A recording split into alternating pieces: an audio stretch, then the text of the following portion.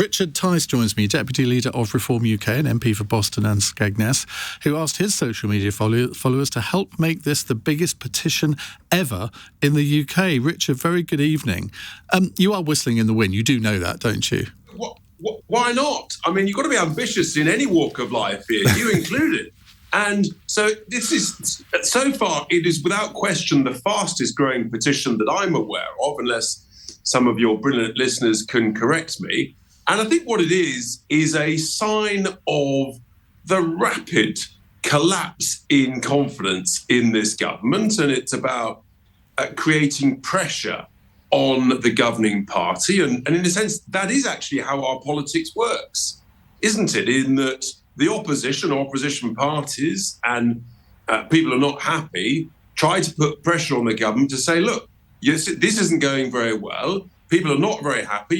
Your ratings are plummeting. You need to think again on certain things. And of course, if we don't say we're unhappy, then the government assumes we're all happy and they just carry on in the disastrous route that they're taking us. And the other thing that this does, Iain, is it triggers a debate because it's gone over 100,000 votes. It should trigger a debate in either the chamber itself or in Westminster Hall. And that's a sort of like would be a mini sort of just a confidence debate in how the government is doing. And if you, after this, what I call the blunder budget, I mean, they bang on about Liz Truss's minibus budget. Well, this is the blunder budget. With everything that's going wrong, businesses are complaining. You've heard of just earlier, farmers, GPs, care providers, hospitality, across the board, everybody is really struggling and growth is down, debt is up, CPI is up. So people are not very happy at all. No, and I get that. I'm not happy very at all on all sorts of things. The latest thing being the inheritance tax on farmers. But I mean that is. I mean they seem to have done a brilliant job in alienating all sorts of groups: pensioners, students, now farmers, and I could probably cite some more if I had my wits about me. But you do. I mean, this is not going to result in a general election, is it? Of course, we know that, Iain.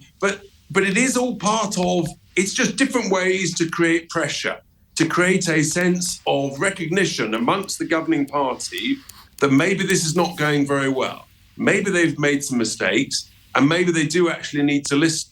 And that's how a democracy works. And so I think also it gives a sense of, people like to feel involved. People want to feel we can do something. And this is all part of it. And I think it's a great thing. You see, you are sounding like a complete Remainer, Richard, because when you and I first started talking about politics many, many, many years ago, it must have been during the Brexit debates. And Iain, no one's ever called me a Remainer. This is bad. No. What's going on?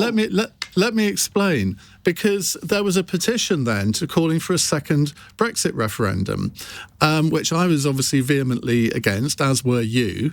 But it got 6,103,056 signatures. Now that's treble what this has got. So surely, by that logic, you should have wanted a second referendum. No, but I think you and I we should have a pint of Guinness on whether or not this petition actually beats that Remainer petition. The difference there, Iain, is that I think that petition thought it might actually result in a second referendum. We know this is not going to result in an immediate general election, but it's all part of pressure, and that's the purpose of it. Let's see where it gets to. But look, I think it is, as I say, the key thing is that the government listens to the fact that there are lots of different groups who are very, very unhappy with some of the big decisions they've made that I think are taking this country economically into a much worse place.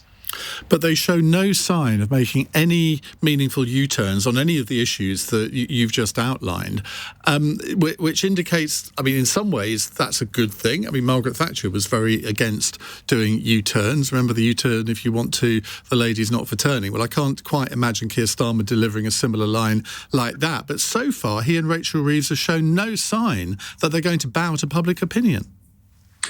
They haven't, but the data is starting to look very bad indeed. I mean, growth is flatlining, not what was forecast by the OBR.